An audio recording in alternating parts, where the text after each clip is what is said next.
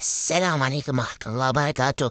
شباب، اليوم فيديو جديد، حلقة جديدة، 5 معلومات عن ماينكرافت لا يعرفها إلا النوب. وخلنا نبدأ بالحلقة. لا تنسى تحط لايك واشتراك وتصلي على النبي محمد صلى الله عليه وسلم. شباب، نبدأ بالمعلومة الأولى. المعلومة الأولى هي بوكة الثلج أفضل من بوكة المشلين بالسلاسل بسبب. المعلومة الثانية هي الوذر بورسقة اللي هو الباردن أقوى.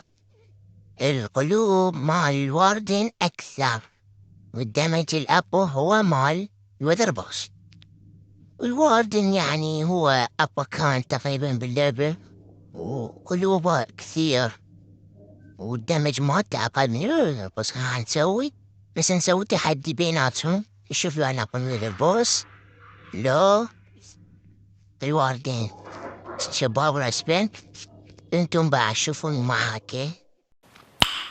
Nice.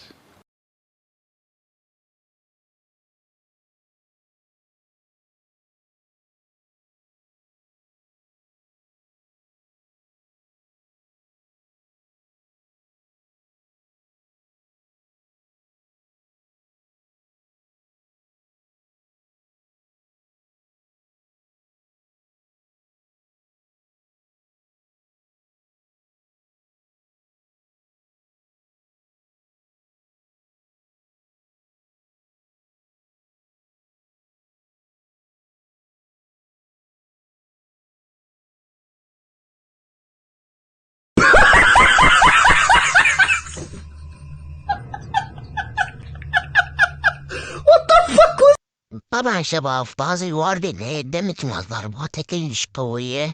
شو شباب يشرد. وخنروح المعلومة الثالثة. وصلنا شباب المعلومة الثالثة.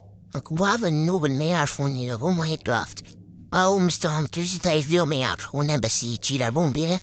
انه اذا درعك دمج وايد وعندك درع ثاني مثله سويت، تقدر تدمجه. راح يرجع جديد واقوى.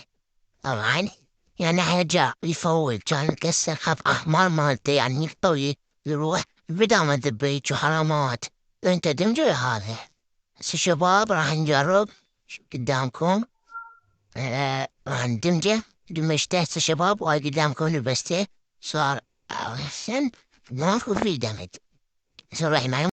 وصلنا شباب المعلومة الرابعة. المعلومة الرابعة، وهذا طش.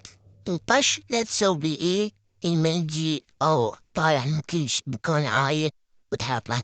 لا تسويش، لين كلش راح يدمجه. مثلا اذا 150 بلوكتشي تقفز راح ما تموت. والساعة نجرب شباب.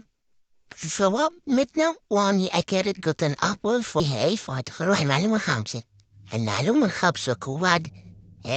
اللي يبنون يعني من يلعبون بحرب السرير أو أشياء، لا تبني هيك يعني شفت تتودد. انت قاعد تسوي شو، يجيك واحد منك ويضربك بسيوطه.